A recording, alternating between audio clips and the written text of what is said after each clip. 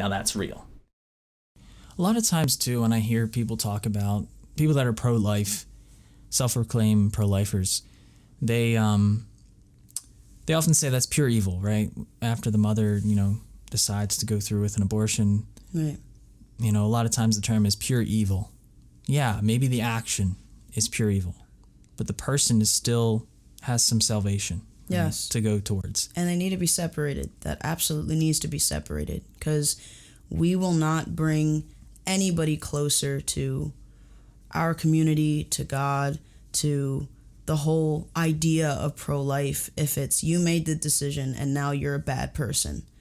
If anything, we're asking to push people away. And that's not what our intention is, especially if we're looking at pro-life from before birth, and then from then on. Yeah. So we can't have that type of judgment, even if it's something, I can never see myself doing. That's great. This person did. What can we do to help?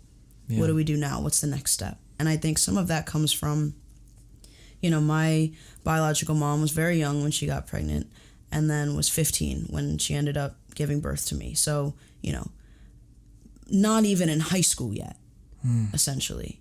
Yeah, we talked about that a little bit in a previous show. Yeah, and you're thinking about your high school daughter or daughter's about to be a freshman, and think about them having to, go through a pregnancy and figure that out. It's a lot.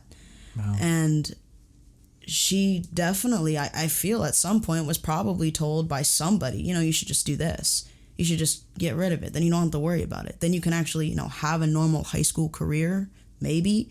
And it's not something then that's going to be a burden. And that's another thing, is that whole burden aspect of that. I definitely could have been a bit of a burden for her, especially during that pregnancy time. But she still was at that age even strong enough to be like, hey, you know what? I can't do that. What's going to happen is this. And that led to adoption. And that led to, me being with the family that I'm with now, the Bowmans. And, the famous Bowmans we always talk about. Yes, sir. And, a loving and happy and supportive family who just want to, see me get to where I want to be, and who has been instilling these morals and these good things my entire life. And they have done the same for the rest of my siblings as well. My sister is also adopted, so, it makes for a fun little family time there. But it's still just the idea of, I could have not been here. I could have not existed. I wouldn't be sitting here right now. And thinking about all the people that I might have been able to touch over the years, or, had a really good conversation with that then led to something good, none of that would have happened either. And so I'm grateful for that aspect of pro-life of, no, even though this is not the time for me to be having a child, even though this is, a lot and it's overwhelming and I don't know how I'm going to do this, I have some sort of support, so I'm going to go through with it and then, figure it out from there. And that led to, where I'm sitting now. And so that's where I have definitely a lot of respect for that. When it comes to that pro-choice feeling, I think it's just the understanding of certain situations where not everyone is as lucky as some of these people who have the support and have these people who are here for you. There can be no support, there can be no money, there could be no home. Think about the people like, if you ever got pregnant, we'd kick you out. Then what? And I think when it comes to something like that, where there's so many variables that are just not adding up, sometimes having that choice can be the best decision some people make. And now I'm not saying that it should be like, oh yeah, it's whatever. It's kind of just like a Thursday afternoon.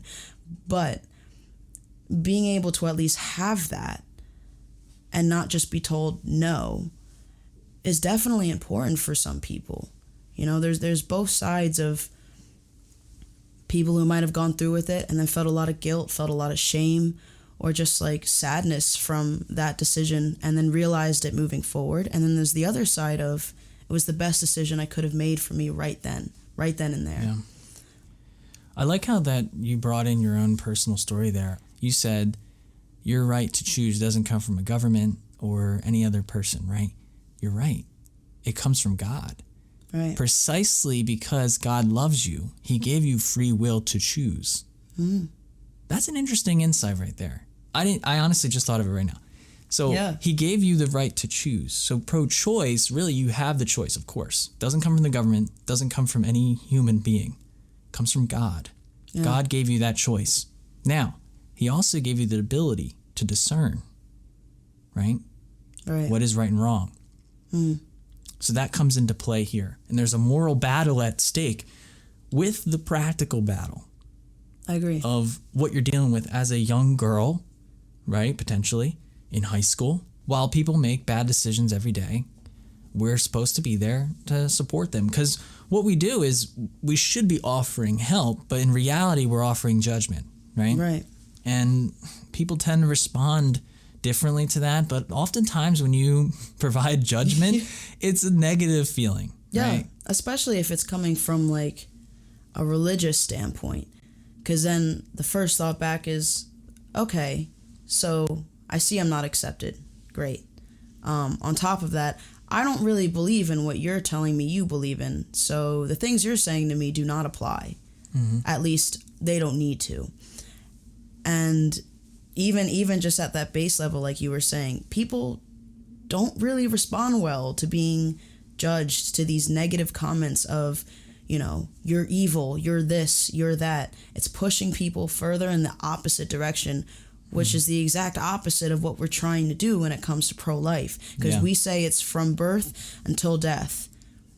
The moment we push someone away before, you know, they're even given a chance, all of this extra stuff over here no longer matters. Yeah.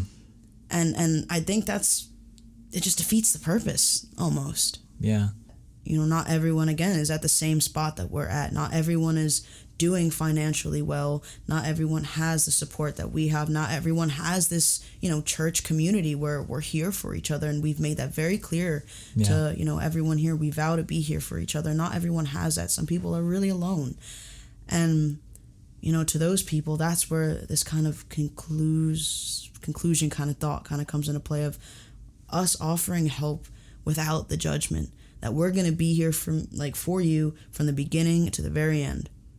And we're going to be here for you and your child and your family and your choices and whatever else you need from the beginning to the end. But throughout that, we are not here to judge you, because the only one who can do that is God himself.